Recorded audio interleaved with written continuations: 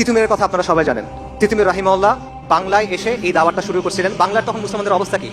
মুসলমানরা তখন ধুতি পরে, মুসলমানদের নাম হিন্দুদের মতো, মুসলমানদের নামের শুরুতে শ্রী যোগ করে, পূজার জন্য মুসলমানদের কর দিতে হয়, মসজিদ বানাতে হলে হিন্দুদের গিয়ে কর দিতে হয়, এরকম একটা অবস্থা। এবং মুসলমানরা হিন্দুদের অনুকরণ করতেছে সবকিছুর মধ্যে।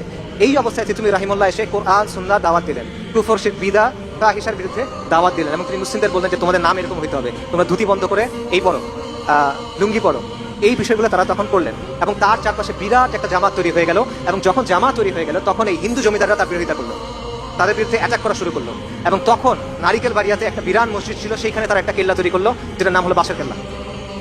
এবং খণ্ড খণ্ড যুদ্ধ হলো, যেখানে তারা ইংরেজ আর্মিকেও পরাজিত করলো।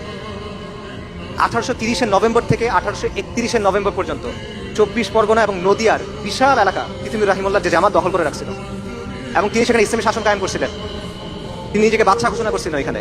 এবং ওখানে কাজী ছিল, ওখানে ইসলামী শরিয়া অনুযায়ী আদালত ছিল, বিচার হইত।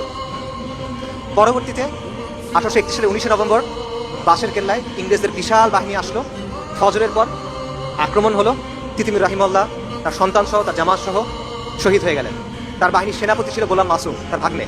তাকে ইংরেজরা বললো যে তুমি মাফ চাও, ক্ষমা চাও, তোমাকে ছেড়ে দিব। উনি বলেন আমরা ফিরিঙ্গি কাফেরদের কাছে মাফ চাইবো না। তখন ওনাকে ওইখানে ফাঁসি দেওয়া হলো। এবং তখন ইংরেজ বাহিনীর এক মেজর বলতেছিল যে আমরা আজকে জিতছি, কিন্তু আজকে যারা প্রাণ দিছে সে তার নিজের ধর্মের জন্য যুদ্ধ করছে এবং সে তার দেশের জন্য যুদ্ধ করছে এবং তারা মহাপুরুষ। ইংরেজরা এটা বলতেছে। এটা হলো আমাদের আজাদির আন্দোলনের ধারা, এটা হলো আপনার পূর্বপুরুষ ভাই।